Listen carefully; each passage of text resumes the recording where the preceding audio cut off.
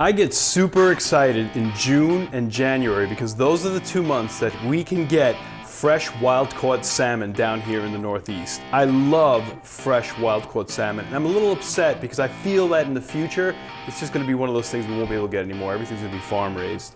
I was to Costco today and I picked up these gorgeous fillets of salmon. They are so beautiful, and I'm gonna give you 2 recipes. One is gonna be beet cured Gravlax, and the second is gonna be a dish that I make all the time whenever I have fresh salmon like this.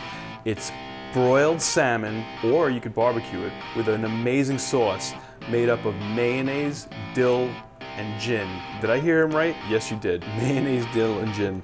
A strange combination, amazing, amazing flavor profile. Let's get started.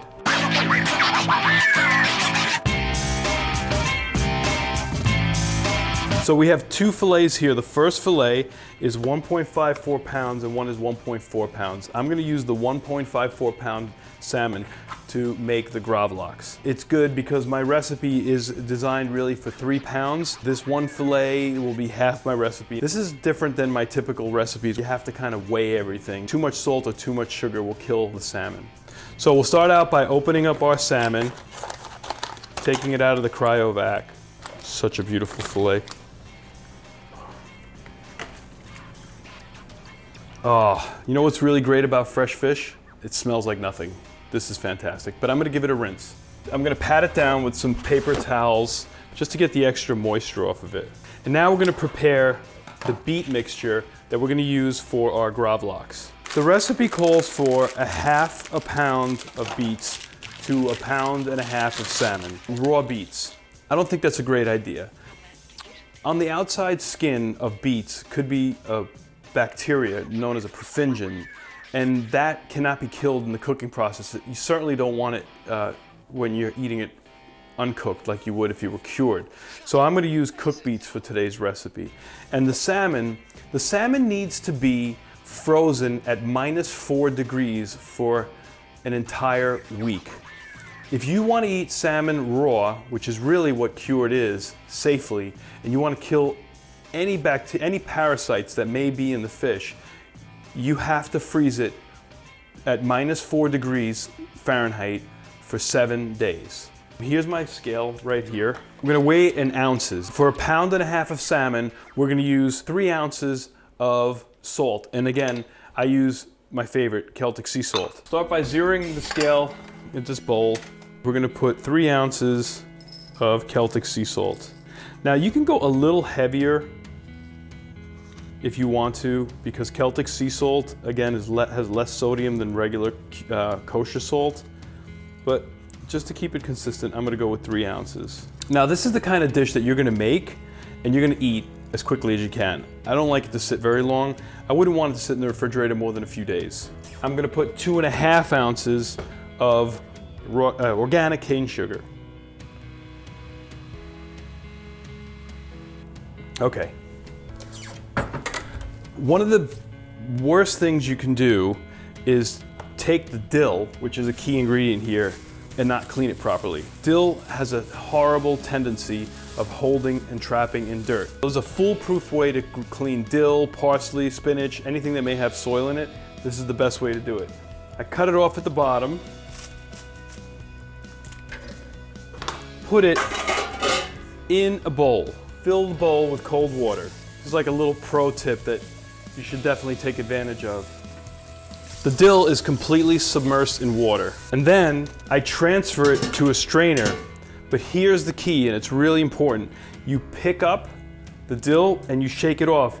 You don't want to grab the dill, you just want to pick it up because the weight of the soil, if there's any sand or grit in there, is going to fall off into the water. It's not organic. I couldn't get organic today. But you need a bunch of dill to make this recipe. So I got the dill out and yep, sure enough, there's some soil in the bottom of that. Now to make sure that it's really free from any debris, I do that once more. If you do this twice and you just gently pick up the leaves and you don't grab them, if you reach down and grab them, you actually grab the soil with the dill. Now that is clean. Okay, The other thing that this recipe calls for is pepper. The recipe calls for ½ an ounce of pepper. A little recap here, we got 3 ounces of salt, 2½ ounces of sugar, and ½ an ounce of peppercorns. In our blender, we're gonna put ½ pound of beets, and then we're gonna puree that up on pulse.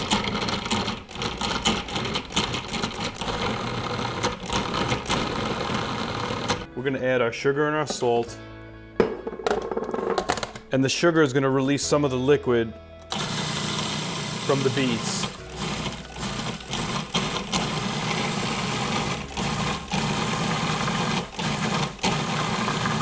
And then lastly, because we want our peppercorns crushed coarse, we're gonna dump that in, but we're just gonna give it just a quick pulse. Okay, that's it. Then we're gonna finally take our dill, and we're just gonna cut it up really super coarse, like in 2-inch pieces. That whole thing, 5 cuts, done. We transfer the liquid from the food processor, the beet mixture, the salt, and the pepper mixture. Get that all out of there, it's so good, I don't want to miss one drop of it. We stir in the dill. All right, that's mixed nicely, and the salt is starting to dissolve into the beet juice. Okay, great.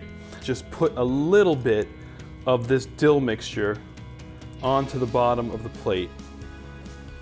We're gonna put the salmon right on top of that. Try to eyeball where the thickest portions of the salmon is, because that's where we're gonna want to put the most of the mix. So we start off by putting it on the thickest portions and then spreading it to the thinnest portions. And you want this whole thing covered.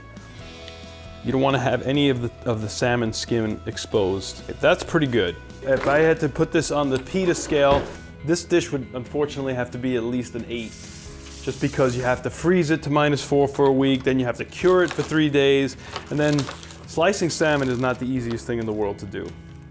But what you do is you take plastic wrap and you cover the salmon, not the dish, the salmon itself, and you press down on it. You take another dish and you put it on top, and you're gonna put that in the fridge for 3 days with a weight on top of it. And then 3 days from now, you're gonna have the most amazing salmon. Now, you can get smoked salmon from one of these club warehouses. It's like $20 a pound. This was $10 a pound. So you're actually making completely fresh, wild-caught salmon in your house for half the price. I made this the other day, it was gone, we devoured it. So if you're gonna do it, make 2. So I just put that in the fridge and I weighed it down with a couple gallons of milk. Worked out perfectly. Now I'm gonna prepare the second dish, and this one you're gonna love. On the pita scale, I give this 1.5. It's the easiest dish in the world. All you gotta do is open up the package, rinse off the salmon, pat it dry, and you know if you've watched my other videos that I don't like to cook on aluminum without having a barrier in between that and the fish or whatever I'm cooking on. Because I'm gonna be broiling this fish, the parchment paper is gonna char. I cut it smaller and I'm just gonna tuck it underneath the salmon like this. Now the salmon has skin on it. This just gives it an extra layer of protection. So there's our salmon ready to go. Now we're gonna make the sauce. You're gonna cut the dill a little finer than you did with the Gravlax. They don't have this all the time, but I really love that Costco has a mayonnaise that's made with avocado oil. Try to find a really excellent aromatic gin like Hendrick's or Tanqueray or Bombay. Don't use a cheap gin.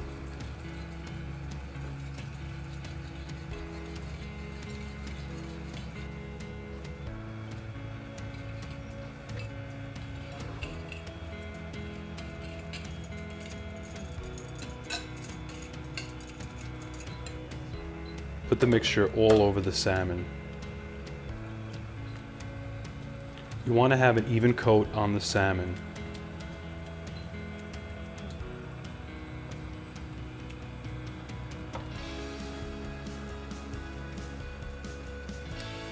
And then finally what I do, and this is optional, is I add salt to it. take the salmon and we put it on broil high in the oven. We set our probe in the thickest portion of the salmon and we put the temperature to 133 degrees.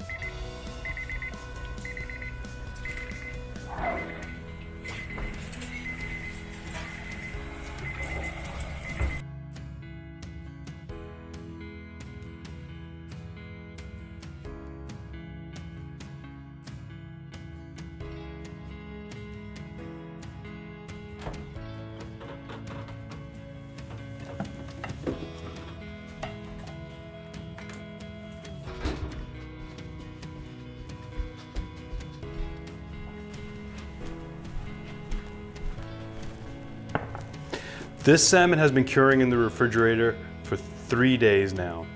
It started off in the freezer for 7 days at -4 degrees, and now we're ready to prep it.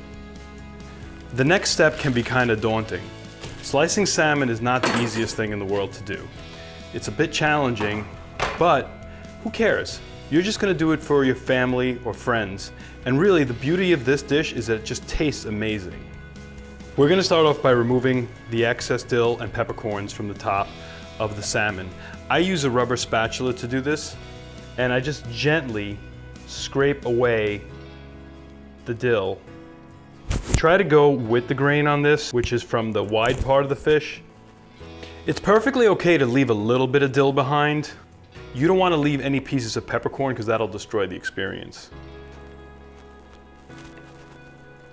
There are a couple techniques on how you can do this.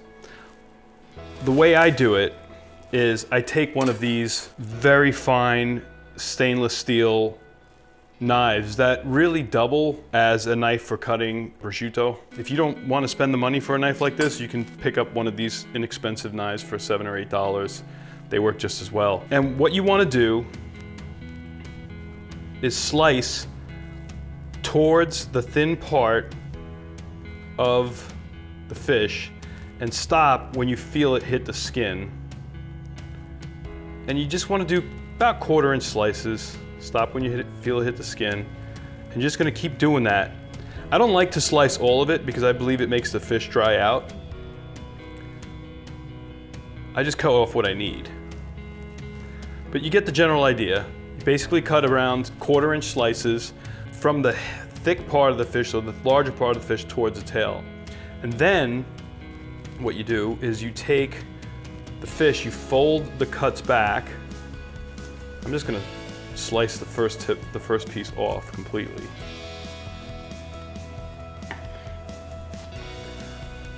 What you do is you slice under the salmon that you cut. And then this I'm just gonna wrap with the saran wrap. I'm gonna keep it in the fridge. It lasts about 3 days. It'll probably be gone in about an hour if your family's home. It's absolutely delicious. The texture is perfect. The beets have given it a really nice color. The dill, it's not too salty, not too sweet. It's spectacular. I know it's a tough dish, but I recommend you try it. Thank you so much for tuning in. I hope you enjoyed this, and I look forward to seeing you again soon.